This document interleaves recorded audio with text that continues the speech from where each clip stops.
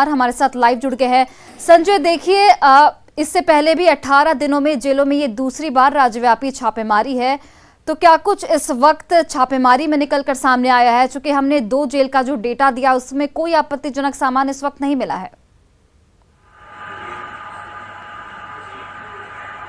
देखिए, इसके पहले भी तकरीबन 18 रोज पहले गृह विभाग के निर्देश पर कारा विभाग ने सभी जेलों में एक साथ छापेमारी करवाई थी और मैक्सिमम जो जेल थे उनको टेक ओवर किया गया था और कुछ एक जगहों पर कुछ आपत्तिजनक सामान मिले भी गए थे और उसके बाद शोकॉज नोटिस जारी की गई थी उस जेल के जो अधिकारी हैं उनके खिलाफ। चूंकि होली का त्यौहार नजदीक है और देखिए, पहले यह परंपरा थी कि जो जेलों में छापेमारी होती थी तो स्थानीय प्रशासन के ऊपर डिपेंड करता था, डीएम और एसपी वो छापेमारी करते थे, लेकिन बाद में एक स्ट्रेटेजी बनाई गई और गृह विभाग ने इसको कंट्रोल में लिया और बिहार पुलिस मुख्यालय के साथ एक कोऑर्डिनेशन के साथ सभी जेलों में समय समय पर छापेमारी का फैसला लिया गया। मकसद यही है, चूंकि जेलों के अंदर से तमाम तरह की शिकायतें मिल रही थी कि जेलों के अंदर से आपराधिक घटनाएं जो है वो संचालित की जाती हैं,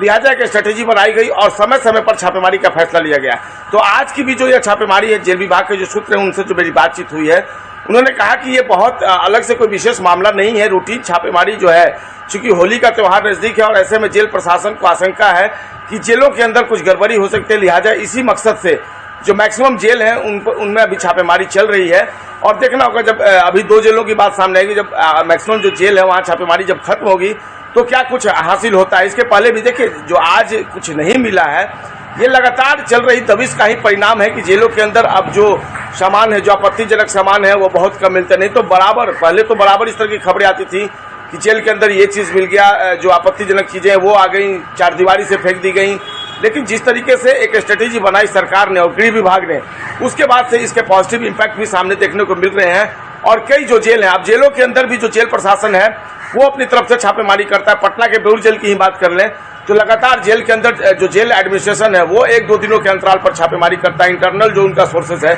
उस बेसिस पर यह छापेमारी होती है। तो जेलों की व्यवस्था पहले से पुख्ता हुई है, हालांकि अभी भी बहुत कुछ करने की जरूरत है और अगर इसी तरीके से लगातार कार्रवाई होती रहेगी तो एक दिन ऐसा भी समय आएगा कि जेलों के अंदर से जो आपराधिक घटनाएं संचालित हो रही हैं उन पर काफी हद तक अंकुश लगाया जा सकेगा। जी बिल्कुल संजय, देखिए कानून व्यवस्था को